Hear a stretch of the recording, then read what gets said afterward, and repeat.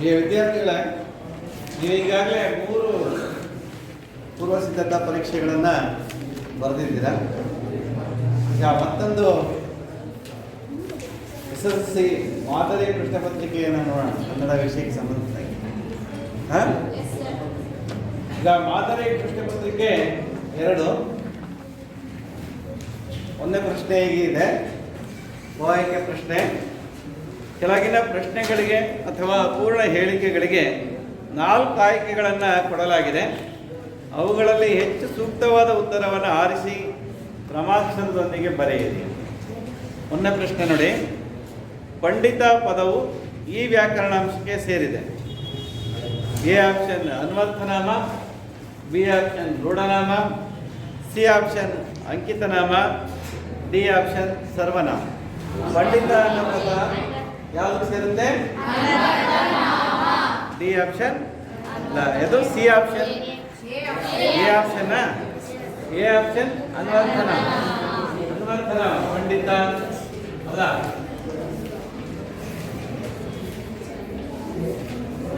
ಅಂದ್ರೆ ಅವರವರ ವೃತ್ತಿಗೆ ಸಂಬಂಧಪಟ್ಟಂಗೆ. ಹೌದಾ? ರೈತ, ಮತ್ತೆ ವಿಜ್ಞಾನಿ, ಶಿಕ್ಷಕ, ವಿದ್ಯಾರ್ಥಿ, ವೈದ್ಯ ಎಲ್ಲ ಅನ್ವರ್ಥನಾಮಕ್ಕೆ ಉದಾಹರಣೆ ಆಗ್ತದೆ. ನೆಕ್ಸ್ಟ್ ಎರಡನೇ ಪ್ರಶ್ನೆ: ಸವರ್ಣದೀರ್ಘ ಸಂಧಿಗೆ ಉದಾಹರಣೆ ಇದೆ. ಎರಡನೇ ಪ್ರಶ್ನೆ ಏನು? ಸವರ್ಣದೀರ್ಘ ಸಂಧಿಗೆ ಯಾವ ಪದ ಉದಾಹರಣೆ ಆಗುತ್ತೆ? ವಾಗ್ದೇವಿ ಆಗುತ್ತಾ? ಬಿಡಿಸಿರೋದನ್ನ ವಾಗ್ದೇವಿ, ವಾಕ್ ದೇವಿ ಯಾವ ಸಂಧಿ ಆಯ್ತು? ವಾಗ್ದೇವಿ ಜಸ್ಪ ಸಂಧಿ ಆಯ್ತು. ವಾಗ್ದೇವಿ ಯಾವ ಸಂಧಿ? ಜಸ್ಪ ಸಂಧಿ. ವಾಗ್ದೇವಿ ಯಾವ ಸಂಧಿ? ಜಸ್ಪ ಸಂಧಿ. ಏನ್ ಮಾಡ್ತಿದ್ದೀರಪ್ಪ?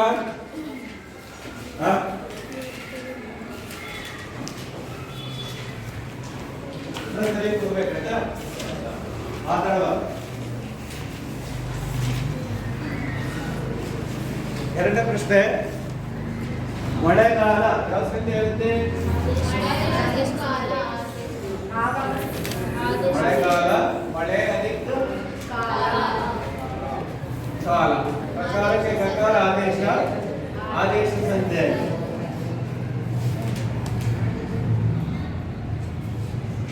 ಹಾಗಾದ್ರೆ ಸುರಾಸುರ, ಸುರಾಸುರ,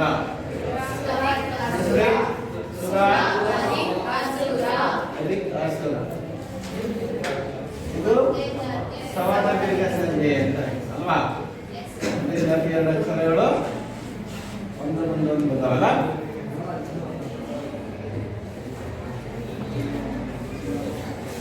ಅಕಾರಕ್ಕೆ ಅಕಾರಕವಾಗಿ ಆಕಾರ ಆಯ್ತಲ್ವಾ?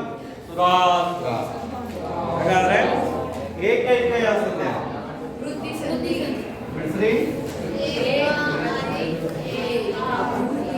ಏಕ, ಏಕೈಕ. ಯಾಕೆ ಮಾತಾಡೋದು? ಕೇಳಿಸ್ಕೋಬೇಕು ಸರಿಯಾಗಿ. ಏಕೈಕ ಇದು ವೃತ್ತಿ ಸಂಧಿ. ವೃತ್ತಿ ಸಂಧಿಗೆ ನೋಡಿ. ಈಗ ಸವರ್ಣದೀರ್ಘ ಸಂಧಿ ಯಾವುದು ಅಂತ ಗೊತ್ತಾಯ್ತಲ್ಲ ನಿಮಗೆ? ಸವರ್ಣದೀರ್ಘ ಸಂಧಿ. 4ನೇ ಪ್ರಶ್ನೆ. 3ನೇ ಪ್ರಶ್ನೆ: ಅಂಬೇಡ್ಕರರಿಗೆ ವೇಳೆ ಎಂದರೆ ನಾನಾರ್ಜನೆಯಾಗಿತ್ತು. ನೋಡಿ, ಅಂಬೇಡ್ಕರರಿಗೆ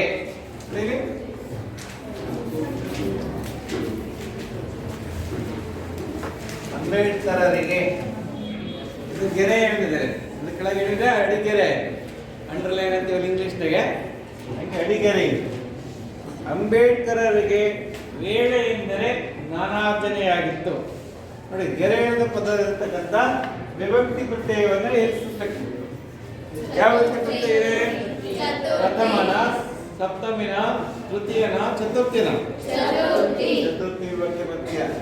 ಕೆ ಅಂತ ಬಂದಿರಲ್ಲ, ಚತುರ್ಥಿ. ಚತುರ್ಥಿ ವಿಭಕ್ತಿ. 4ನೇ ಪ್ರಶ್ನೆ.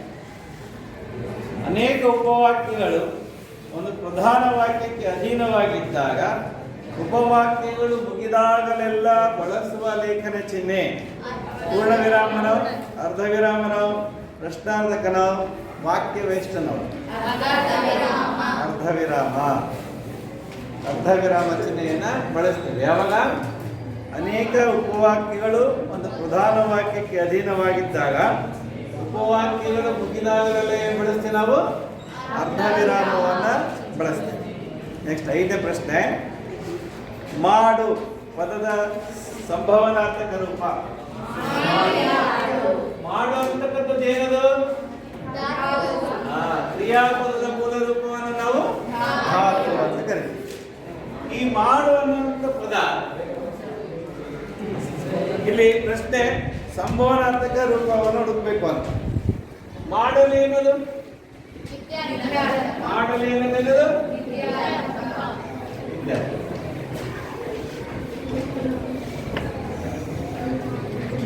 ಮಾಡಲೇನದು? ವಿದ್ಯಾರ್ಥಕ. ನೋಡಿ, ಮಾಡಲು ಅನ್ನೋದು ಮಾಡಲು ಅನ್ನೋದು ನಿಷೇಧಾತ್ಮಕ ಕ್ರಿಯೆ. ನಿಷೇಧಾತ್ಮಕ.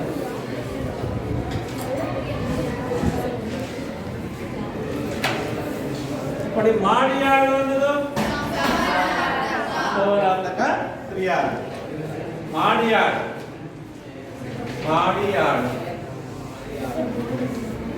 ಮಾಡ್ತಾ ಮಾಡ್ಬೋದು, ಬಿಟ್ಟರು ಬಿಡ್ಬೋದು. ಸಂಭವನಾರ್ಥಕ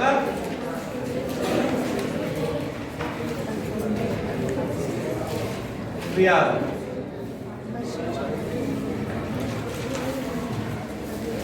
ಅಂದ್ರೆ ಆ ಒಂದು ಕಾರ್ಯ ನಡೆಯುತ್ತೋ ಇಲ್ಲೋ ಅಂತ ಒಂದು ಸಂಶಯ ನಮಗೆ ವ್ಯಕ್ತ ಆಗಿರುತ್ತೆ. ಅದನ್ನ ನಾವು ಸಂಭವನಾರ್ಥಕ ಕ್ರಿಯಾರೂಪ ಅಂತ ಕರೆದ್ವಿ. 6ನೇ ಪ್ರಶ್ನೆ ನೋಡೋಣ. 6ನೇ ಪ್ರಶ್ನೆ. ಒಂದು ಪೂರ್ಣ ಕ್ರಿಯಾಪದದೊಂದಿಗೆ ಸ್ವತಂತ್ರವಾಗಿರುವ ವಾಕ್ಯ ಮಿಶ್ರ ವಾಕ್ಯನೋ, ಸಂಯೋಜಿತ ವಾಕ್ಯನೋ, ಸಂಯುಕ್ತ ವಾಕ್ಯನೋ, ಸಾಮಾನ್ಯ ವಾಕ್ಯ? ಸಾಮಾನ್ಯ ವಾಕ್ಯ. ಒಂದು ಪೂರ್ಣ ಕ್ರಿಯಾಪದದೊಳಗೆ ಸ್ವತಂತ್ರವಾಗಿರುವ ವಾಕ್ಯ ಏನಂತ ಕರಿತೀವಿ ನಾವು? ಸಾಮಾನ್ಯ ವಾಕ್ಯ ಅಂತ ಕರಿತೀವಿ. ಇಲ್ಲಿಗೆ 6 ಪ್ರಶ್ನೆಗಳು ಮುಗಿದು ಅವಾಕ್ಯ ಪ್ರಶ್ನೆ ತಿಪ್ಪೇಶ್ ಮುಂದಕ್ಕೆ ಬಾ.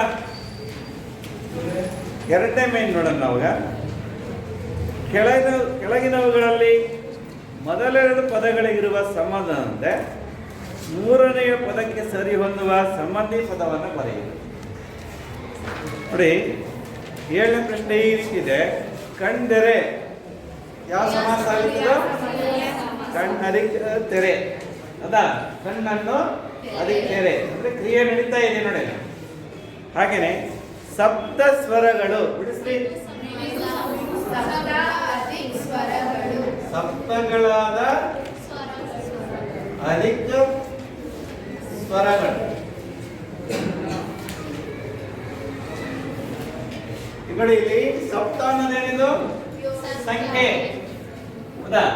ಪೂರ್ವ ಪದ ಸಂಖ್ಯಾವಾಚಕವಾಗಿದ್ದು ಉತ್ತರ ಪದ ನಾಮಪದವಾಚಕವಾಗಿದ್ರೆ ಅದನ್ನೇನು ಕರಿತೀವಿ ನಾವು? ದ್ವಿಗು ಸಮಾಸ ಅಂತ ಕರಿತೀವಿ. ನೀವು ಅದನ್ನು ನೋಡ್ಕೋಬೇಕು. ಮೊದಲಿಗೆ ಯಾವ್ದು ಏನಿದೆ? ಸಂಖ್ಯೆ ಇದೆಯಾ? ಹೌದಾ? ಅದನ್ನ ನೀವು ಗಮನಿಸಿದ್ರೆ ನಿಮಗೆ ಗೊತ್ತಾಗುತ್ತೆ. ಹೌದಾ?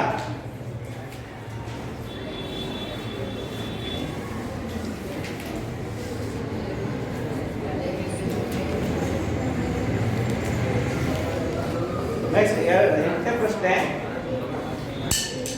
ಸ್ಥಾನ ತತ್ಸಮ ತದ್ರೂಪ ಏನಾಗುತ್ತೆ? ತಾಣ. ತಾಣ ತಂಗುದಾಣ ಅಂತ ಕೇಳಿದ್ರಲ್ಲ, ಆ ಥರ. ಕಾರ್ಯ ಕಜ್ಜ ತತ್ಸಮ ತದ್ರೂಪ. ಕಾರ್ಯ ಏನಾಗುತ್ತೆ? ಕಜ್ಜ. ಕಾರ್ಯ ಮೊದಲಿಗೆ ನೀವು ನೋಡ್ಕೋಬೇಕಲ್ಲ. ಸ್ಥಾನ ತಾಣ ತತ್ಸಮ ತದ್ವರೂಪ ಕೊಟ್ಟಿದ್ದಾರೆ. ಅಂದರೆ ಕಾರ್ಯಕ್ಕೆ ಏನಾಗುತ್ತೆ ಅಂದರೆ ಕಜ್ಜ ಅನ್ನೋದನ್ನು ನೀವು ಗಮನಿಸ್ಬೇಕು. ಆಯ್ತಾ? ನೋಡಿ, ಕಜ್ಜ ಮಾವುದು ಪೇಳಿ ಅಂತ ಹೇಳ್ತಾನೆ ದುರ್ಯೋಧನ. ಭೀಷ್ಮಾಚಾರ್ಯ ಕೇಳಲ್ಲ. ಆವುದು ಕಜ್ಜಂ. ನನ್ನ ಕೆಲಸ ಯಾವುದು ಅಂತ ಹೇಳ್ತಾನೆ. ಕಜ್ಜ ಅಂದ್ರೇನು? ಕಾರ್ಯ. ಬರೆಯುವ ಅನ್ನೋದು ಕೃದಂತ ನಾಮ ಆದರೆ ಬಳೆಗಾರ ಅನ್ನೋದೇನು? ತದ್ದಿತಾಂತ ನಾಮ. ಕಾರ, ಕಾರ, ಅಂತ, ಒಳ, ಅಡಿ, ಗುಳಿ ಇವೆಲ್ಲ ಏನಾಗ್ತವೆ? ತದ್ದಿತಾಂತ ನಾಮಕ್ಕೆ ಉದಾಹರಣೆ ಆಗ್ತವೆ. ಆಯ್ತಾ? ಈಗ ನೆಕ್ಸ್ಟು ಪಟಪಟನೆ ಅನ್ನೋದು ಅನುಕರಣಾಮೇಯ. ಏನೇ ಮೊಸರು ಅನ್ನೋದು ನೋಡಿ. ಪಟಪಟನೆ ನೋಡಿ, ಗಾಳಿಪಟ ಪಟಪಟನೆ ಆರಿತು, ಅದು ಅನುಕರಣೆ ಮಾಡಿ ತೋರಿಸ್ತೀವಿ ನಾವು. ಹೆಂಗಾರ್ತದು? ಪಟಪಟನೆ ಆರ್ತು. ಕೆನೆ ಮೊಸರು ಅನ್ನೋದು ಅದರಲ್ಲಿ ಎರಡು ಪದಕ್ಕೆ ಅರ್ಥ ಇದೆ. ಕೆಲವೊಂದು ಪದಗಳಿಗೆ ಎರಡು ಪದಕ್ಕೆ ಅರ್ಥ ಇರ್ತದೆ, ಕೆಲವೊಂದಕ್ಕೆ ಒಂದು ಪದಕ್ಕೆ ಅರ್ಥ ಇರ್ತದೆ, ಇನ್ನೊಂದು ಪದಕ್ಕೆ ಅರ್ಥ ಇರಲ್ಲ. ಜೋಡದ ನುಡಿಯಲ್ಲಿ ಎರಡು ಥರ ಬರ್ತವೆ, ಅದನ್ನು ನೀವು ಗಮನಿಸಬೇಕು. ಇದಿಷ್ಟು ಸೆಕೆಂಡ್ ಮ್ಯಾನ್ ಆಯಿತು. ಥರ್ಡ್ ಮ್ಯಾನ್ ಈಗ ಕೆಳಗಿನ ಪ್ರತಿಯೊಂದು ಪ್ರಶ್ನೆಗಳಿಗೆ ಒಂದೊಂದು ವಾಕ್ಯದಲ್ಲಿ ಉತ್ತರಿಸಿ ಅಂತ ನೋಡಿ. ಈಗ ಕನ್ನಡಕ್ಕೆ ಪರ್ಷಿಯನ್ ಶಬ್ದಗಳು ಯಾವಾಗ ಬಂದವು? ಮಹಮ್ಮದೀಯರ ಕಾಲದಲ್ಲಿ ಬಂದವು, ಹೌದಾ? ಬೇರೆ ಹುಲಿಗೆ ಪರಮಾನಂದವಾಗಲು ಕಾರಣವೇನು? ಒಬ್ರು ಹೇಳಿದ್ರೆ ಅರ್ಥ ಆಗತ್ತ? ಯಾರು ಒಬ್ರು ಹೇಳ್ರಿ? ಶಾನುಭೋಗರ ಶರೀರವನ್ನು ನೋಡಿ ಹುಲಿಗೆ ಪರಮಾನಂದವಾಯಿತು. ಬ್ರಿಟಿಷ್ ಸರ್ಕಾರ ವಿಶ್ವೇಶ್ವರಯ್ಯ ಅವರಿಗೆ ಯಾವ ಪದವಿಯನ್ನು ನೀಡಿ ಗೌರವಿಸಿದೆ ಎಂಬ ಪದವಿಯನ್ನು ಕೊಟ್ಟು ಗೌರವಿಸಿದೆ. ವಾಕ್ಯ ಪೂರ್ಣವಾಗಿ ಬರೀಬೇಕು, ಹೇಳಬೇಕು. ಸೂರ್ಯಮಿತ್ರನು ತನಗೆ ಕಾಶ್ಯಪಿ ಎಂಬ ತಂಗಿ ಇಲ್ಲ ಎಂದು ಏಕೆ ಹೇಳುತ್ತಾನೆ? ಯಾಕೆ ಹೇಳ್ತಾನೆ? ಅವರು ತಂದು ಕೊಟ್ಟಿರ್ತಾರಲ್ಲ ಪತ್ರ, ಆ ಪತ್ರವನ್ನು ಓದಿ ನಾನೇನಾದ್ರೂ ಇವ್ರಿಗೆ ಸೋದರ ಮಾವ ಅಂತ ಗೊತ್ತಾಗ್ಬಿಟ್ರೆ ಮತ್ತೆ ಸೋಮಾರಿಗಳಾಗ್ಬಿಡ್ತಾರೆ, ನನ್ನ ವಿದ್ಯೆ ಕಲಿಯಲ್ಲ ಅಂತೇಳಿ ನೀವು ನನಗೆ ಪರಿಚಯ ಇಲ್ಲ ಅಂತ ಹೇಳಿದ್ರು. ಅದನ್ನು ಬರಿಬೇಕು.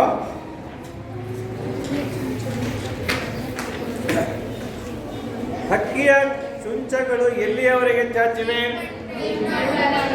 ದಿಗ್ಮಂಡಗಳ ಆಚೆ ಚಾಚಿವೆ. ಅದಕ್ಕೆ ತನುಶ್ರೀ ಪದ್ಯನ ಬರೆದು ಬಿಡಿದಾಳೆ ಒಂದಕ್ಕೆ. ಅದ ನಿಮಗೆ ಗೊತ್ತಾಗಲಿಲ್ಲ ಅಂದ್ರೆ ಪದ್ಯನೇ ಬರೆದು ಬಿಡಿ, ಮಾರ್ಕ್ಸ್ ಸಿಗುತ್ತೆ. ಛಲವನ್ನೇ ಮೆರೆಯುವುದಾಗಿ ನಿರ್ಧರಿಸಿದವರು ಯಾರು? ದುರ್ಯೋಧನ, ಹೌದಾ? ಗುರುವಾಣಿ ಯಾರು ಬಡೀತಿರೋದು? ಗುರುವಾಣಿ ಯಾರಿಗೆ ಹೊರೆ ಏರಿಸುತ್ತದೆ? ಮೂರ್ಖರ ಕಿವಿಗೆ ಗುರುವಾಣಿ ಎಷ್ಟೇ ಪರಿಶುದ್ಧವಾಗಿದ್ದರೂ ಅದು ಹೊರೆ ಏರಿಸುತ್ತದೆ ಅಂತಕ್ಕಂಥದ್ದು. ಮತ್ತೊಂದು ವ್ಯಾಕರಣಾಂಶ ನೋಡೋಣ ನಾವೀಗ.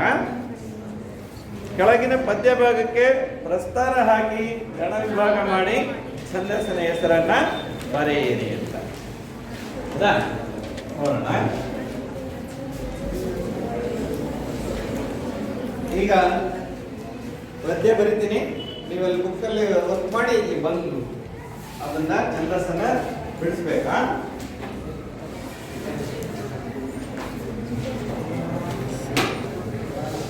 ಗುರುಪತಿ ಇಲ್ಲ ದೈವ ಬಲವಾದಿಗಳ ಮೇಲೆ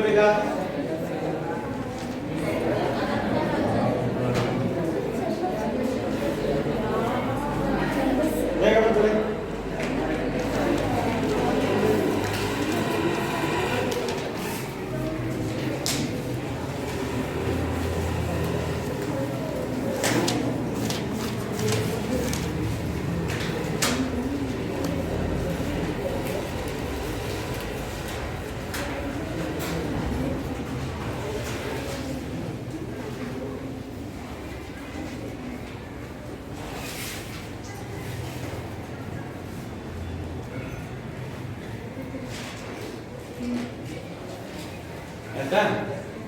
ನೋಡಿ ಇದು ಒಂದು ಸಾಲ ಕೊಟ್ಟಿದ್ದಾಗ ನೀವು ಏನ್ ಮಾಡ್ಬೇಕು? ಯಮಾತಾರ ಪಾದ ಸಲಗ ಸೂತ್ರ ಹಾಕಿ.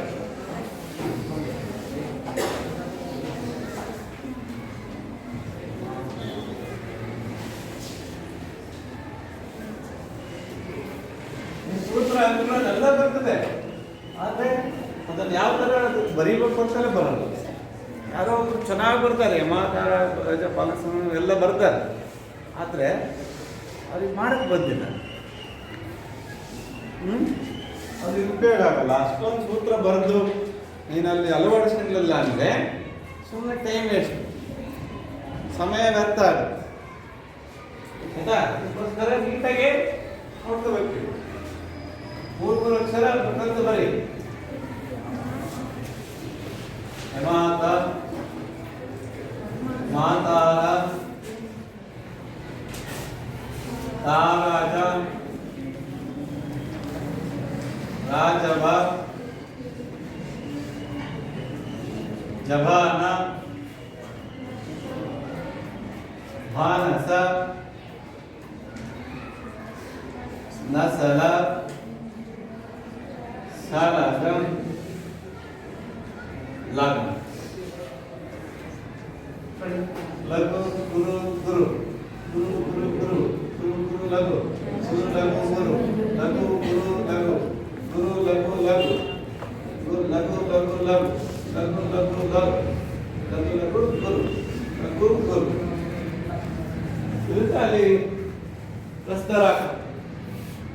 ಪ್ರಸ್ತರಾಕ್ರಿ ಲಘು ಲಘು ಲಘು ಲಘು ಏನಾಗುತ್ತೆ? ಅಕ್ಷರ ಗುರು ಆಗುತ್ತೆ. ಇದು ದೈ ಗುರು ಲಘು ಲಘು ಲಘು ಗುರು ಲಘು ಲಘು ಗುರು ಲಘು ಲಘು ಗುರು ಲಘು ಗುರು ಲಘು ಗುರು.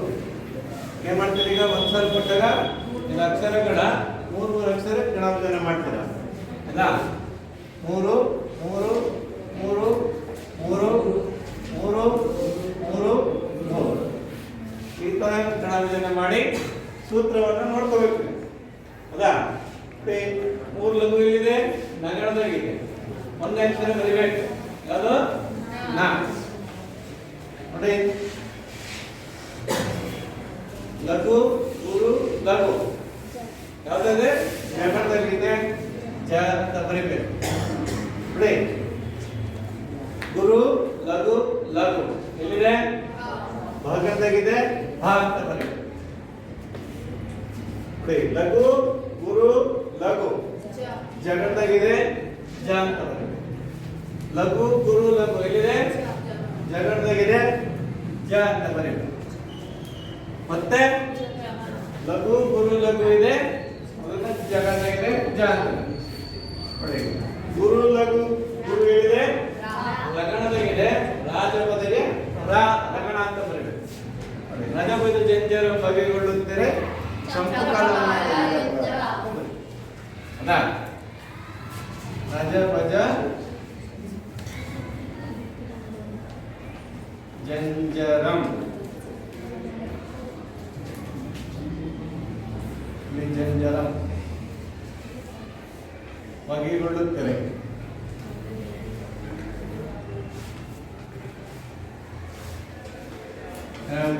ಚಂಪಕ ಮಾಲೆ ಎಂದಪ್ಪ.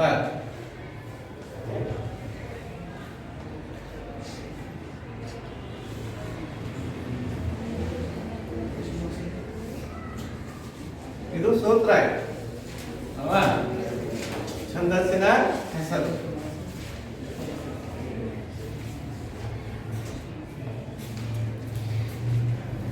ಅದು ಚಂಪಕ ಮಾಲಾರ್ಧ. ನೀವು ಬೇಗ ಬರಿಬೇಕು ಸೂತ್ರನ. ನೀವೆಲ್ಲ ಮಾಡ್ತೀರಾ, ಲಘು ಗುರು ಹಾಕ್ತೀರಾ, ಮೂರು ಮೂರು ಅಕ್ಷರ ಗುಣಭಜನೆ ಮಾಡ್ತೀರಾ, ಮೇನ್ ಸೂತ್ರನೇ ಬರೆಯಲ್ಲ. ಕೆಲವರು ಬರೆದಿದ್ದಾರೆ ಕಳೆದ ಪರೀಕ್ಷೆಗಳಲ್ಲಿ, ನಾಲ್ಕು ನಾಲ್ಕು ನಾಲ್ಕು ಅಂತ ಹಾಕಿದ್ದಾರೆ.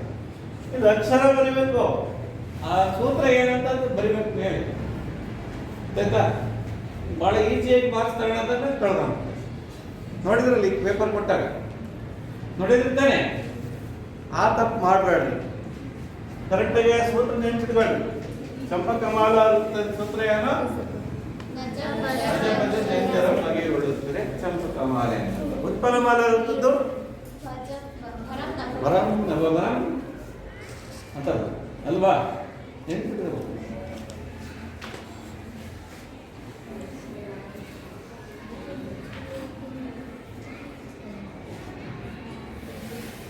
ಆಯ್ತಾ?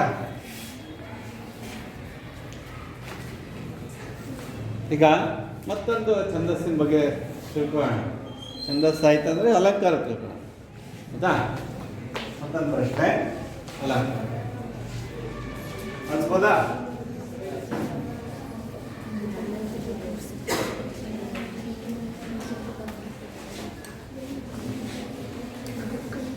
ಸೂತ್ರ ಎಲ್ಲ ಬರ್ದು ಮಾಡ್ಬೇಕು ನೀವ. ಅಭ್ಯಾಸ ಮಾಡಿದ್ರೆ ಬರ್ತದೆ. ಒಂದು 4-5 ಅಭ್ಯಾಸ ಮಾಡಿದ್ರು.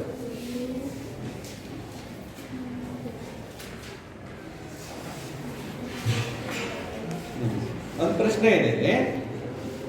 ವಸಂತ ಮಾಸದಲ್ಲಿ ಹೂ ಬಿಟ್ಟ ಮರ ಗಿಡಗಳು ಮಧುವಣಗಿತ್ತಿಯಂತೆ ಕಂಗೊಳಿಸುತ್ತಿದ್ದವು ಅಂತ.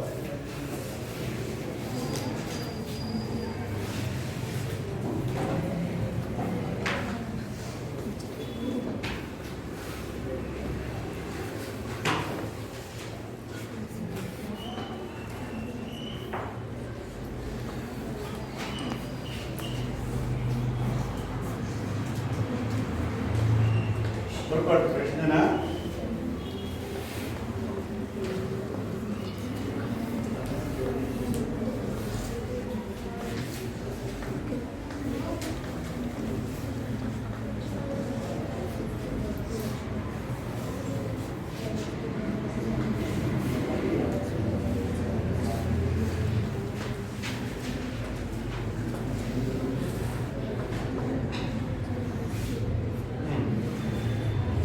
ಯಾರು ಮಾಡ್ತೀರಾ?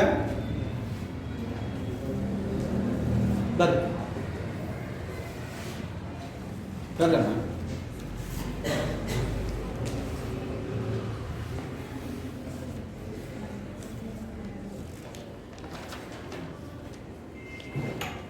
ಮಾಹಿತಿ ಯಾರು ಮಾಡ್ತೀರಪ್ಪ?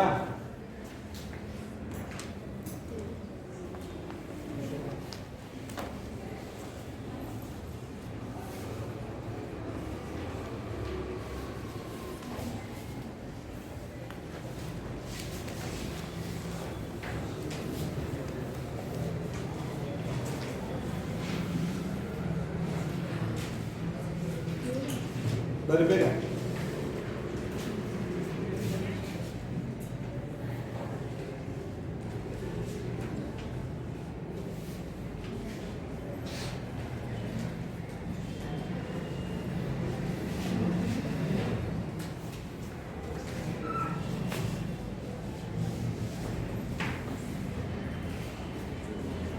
ಒಮ್ಮೆ ಏನು ಒಮ್ಮೆ ಹೇಳಂಗಿಲ್ಲ, ನನಗೆ ಬಂದ್ ಮಾಡ್ಬೇಕು ಆಯ್ತಾ? ಉಪಮಾನ,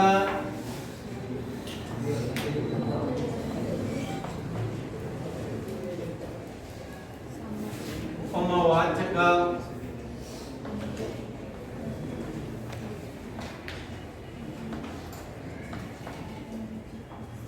ಸಮಾನ ಧರ್ಮ,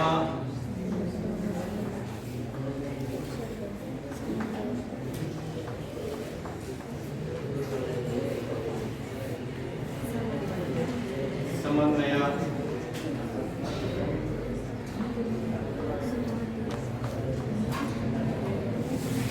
ಅಲಂಕಾರ.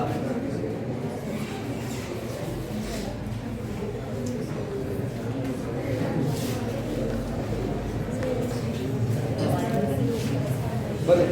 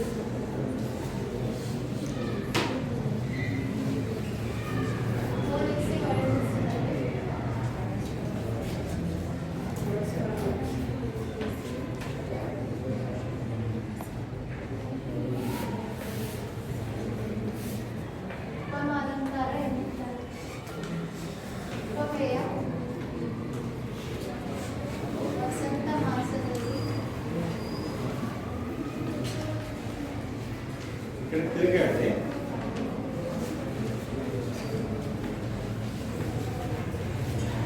ಉಪಮೇಯ ವಸಂತ ಮಾಸದಲ್ಲಿ ಹೂ ಬಿಟ್ಟ ಮರಗಿಡಗಳು.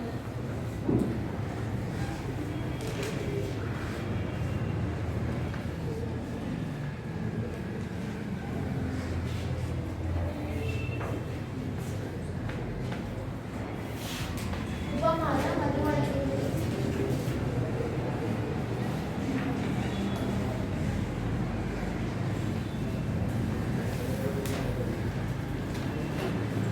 ಉಪಮಾವಾಚಕ ಅಂತೆ.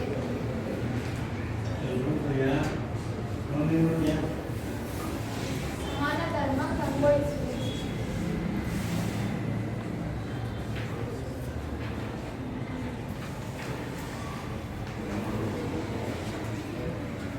ಸಮನ್ವಯ.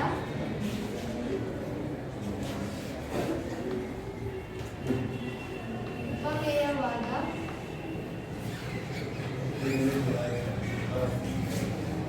ವಸಂತ ಮಾಸದಲ್ಲಿ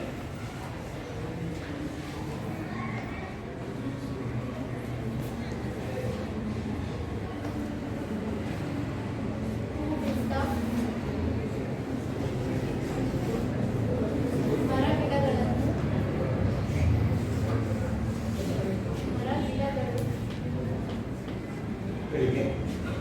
ಎಂಬುದನ್ನು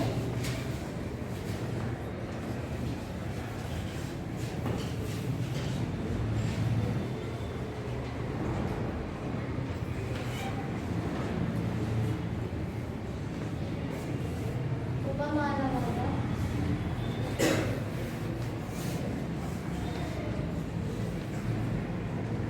ಮಧುವಣಗಿಗೆ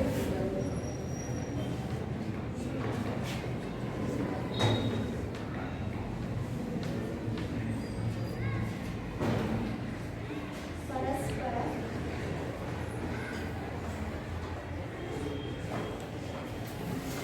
ಹೋಲಿಸಿ ವರ್ಣಿಸಲಾಗಿದೆ.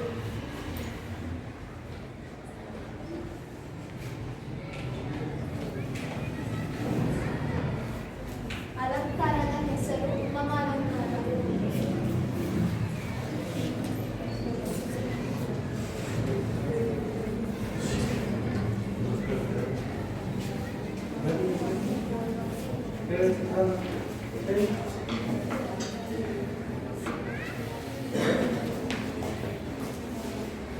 ಈಗ ನೀವು ಉಪಮಾಲಂಕಾರದ ಒಂದು ಉದಾಹರಣೆಯನ್ನು ತಿಳ್ಕೊಂಡ್ರಲ್ವಾ?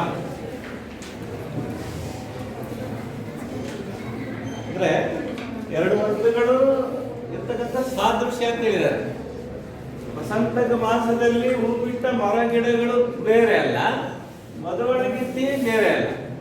ಮಧುವಣಗಿತ್ತಿ ಅಂದ್ರೆ ಏನೆಲ್ಲ ಮೇಕಪ್ ಎಲ್ಲ ಮಾಡಿರ್ತಾರಲ್ಲ, ಬಹಳ ಶೃಂಗಾರ ಮಾಡಿರ್ತಾರೆ, ಮತ್ತೆ ಇದು ಬಂಗಾರ ಎಲ್ಲ ಹಾಕಿರ್ತಾರೆ, ಒಳ್ಳೆ ಹೊಸ ರೇಷ್ಮೆ ಸೀರೆ ಉಡಿಸಿರ್ತಾರೆ. ಹಂಗೆ ಪ್ರಕೃತಿಯಲ್ಲಿ ವಸಂತ ಮಾಸದಲ್ಲಿ ಏನಾಗುತ್ತೆ, ಹೂ ಬಿಟ್ಟ ಮರ ಗಿಡಗಳು ಎಲೆ ಹೊಸ ಒಂದು ಚಿಗುರು ಎಲೆ ಬಂದಿರ್ತದೆ, ಹೂ ಬಿಟ್ಟಿರ್ತದೆ, ನೋಡೋದಕ್ಕೆ ಕಣ್ಮನ ಸೂರೆಗೊಳ್ತಾರೆ. ಆ ಥರ ಪ್ರಕೃತಿಗೆ ವರ್ಣಿಸಿದ್ದಾರೆ. ಯಾರನ್ನ? ಮಧುವಣಗಿತ್ತಿಯನ್ನು. ಅದು ನೆನಪಿಟ್ಟಿರಬೇಕು.